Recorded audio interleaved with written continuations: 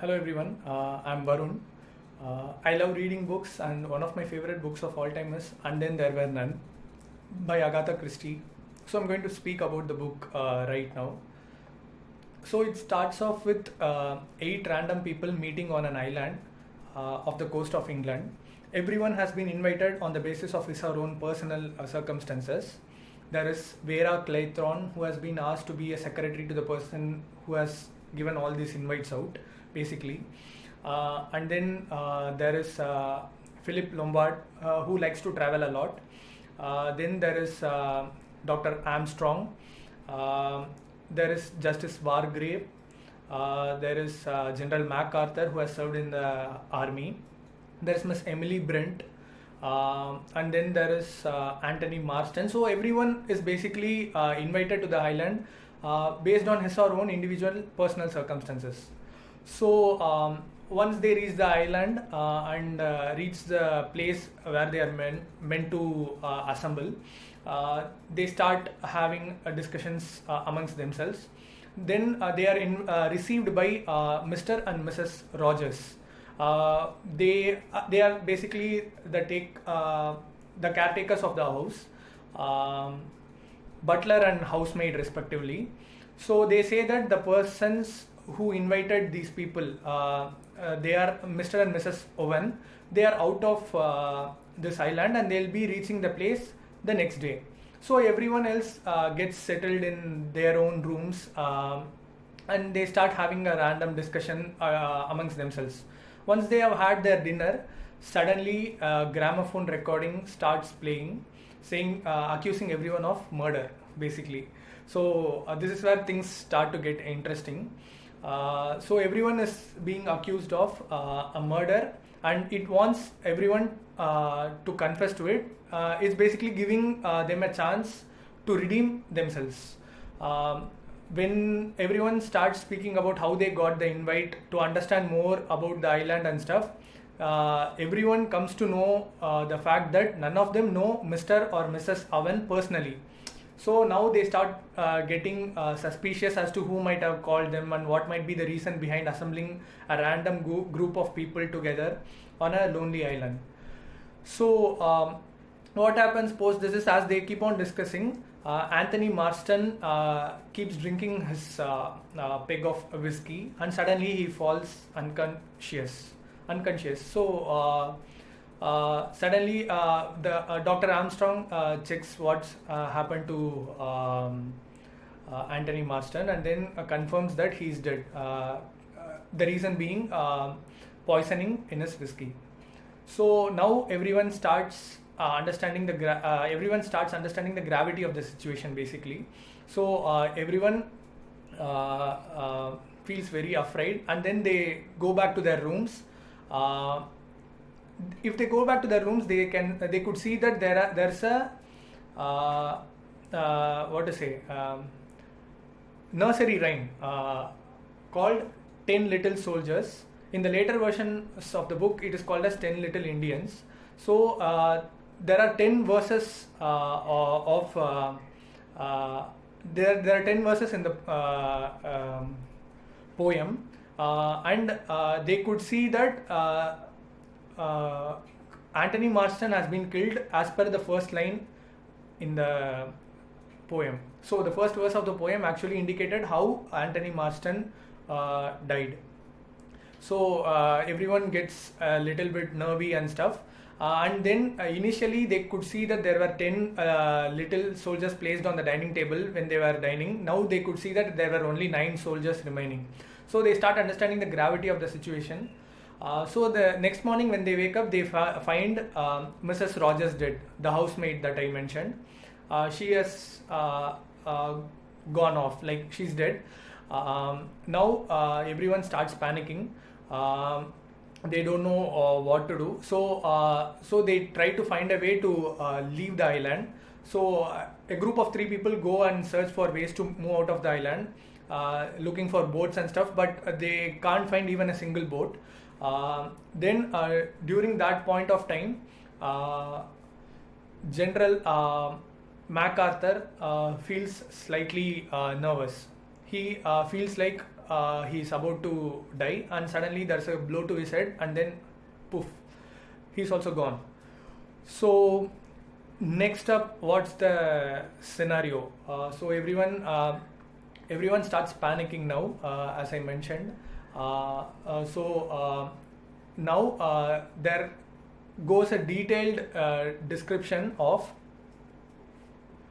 who the killer might be, and everyone is equally probable of being the killer. So Justice Wargrave tries to find out the reasoning behind everyone, each and everyone being the possible murderer. But as they can't find any concrete evidence as to who might be the killer, they start being more precautious. Like everyone starts being more aware of the other person's presence. So basically, during this scenario, they decide that in the upcoming night, everyone will lock their own rooms and sleep without disturbing anyone else, and without coming out of their own rooms also, for their own personal safety. So that has been decided, and everyone goes off to sleep. The next morning, to their dismay, they find the butler, who is Mr. Rogers, dead while chopping off his wood. He has been found dead while he has been chopping wood for preparing the food. So so now everything starts happening as per the nursery rhyme that I mentioned initially. So everyone is very anxious now as to what might happen next. So they gather around after breakfast, and Emily Brent feels slightly giddy. She starts to feel dizzy, and suddenly she falls. Suddenly she's found to be dead with an injection on her neck. So now things start to get even more serious.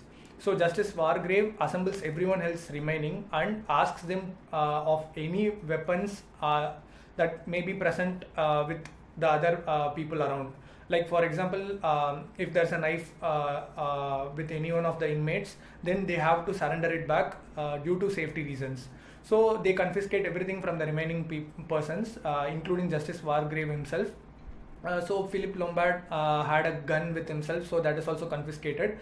So everything has been put into place safely, and no one can access it. Basically, that's how they safeguarded everyone's weapons. So now everyone keeps on looking at the other person to notice his or her movements and see if he or she is doing anything suspicious. So everyone is sitting around the table. Suddenly, Vera goes up to take a bath, and suddenly she finds seaweed in her bathroom and screams out loud. So everyone except Justice Wargrave runs up to check if Vera is okay. And then while coming downstairs, they notice that Justice Wargrave is lying down on the floor with a curtain placed on top of him, and a red mark on his forehead. So Dr. Armstrong checks and lets the others aware of the fact that Justice Wargrave is no more. So now there are only 4 people remaining. So they go back to their rooms, safeguard as they usually do, lock up their rooms and stuff. But during the night time, Mr. William finds out that someone is moving out of the corridors. So he goes out to see if everyone is present in their own rooms and stuff. And he finds out that Dr. Armstrong is actually not in his room. So he wakes the others up, and they decide to go out and check if Dr. Armstrong is there or not, outside the house basically. So they go and search for him everywhere on the island, and when they find out that he's nowhere to be seen, they come back. But when they come back, they can see that there are only 3 soldiers remaining on the on the dining table. So they decide to move out of the house for once and for all, to ensure that everyone is there out there on the open, and everyone's movements can be seen by each other. So they go out, and then William gets hungry, and so he decides to go into the house to get some food. Then both the other people hear a loud crash, so they run towards the house to check if everything is okay, but they find William dead, with a statue having fallen from the second story of the house. So there are only now two people remaining, Vera and Philip Lombard, basically. So they again stay out in the open. So Vera believes that Philip should be the killer, and Philip believes the other way around. So now what happens is that Dr. Armstrong's body gets washed off from the oceans to the shore. So both Vera and Philip notice that. So under the pretext of moving this body around, Vera decides to just take hold of Philip's gun from Philip, so that she'll feel more safe. So under the pretext of moving the body, she pulls away the gun from Philip Lombard. Philip suddenly gets afraid, seeing that, assuming her to be the killer. So he lunges at Vera. Vera suddenly shoots Philip, and Philip goes off. He's dead now. So only Vera is remaining right now. So when Vera happily comes back into the house, feeling safe that she's the only one remaining, suddenly she gets a strange sense of smell, and she finds a noose hanging from the top of the ceiling in a room. So she gets a vague sense of feeling, and she commits suicide by tying herself to the noose. So now and then there were none, which basically means there's no one remaining. So who do you think is the killer, or who do you think is behind all this? I suggest you guys to go and read the book yourself to find out the ending. It's called And Then There Were None. It's now a major BBC series as well, a single season series with 3 episodes. Go check it out, guys. See you. Bye bye.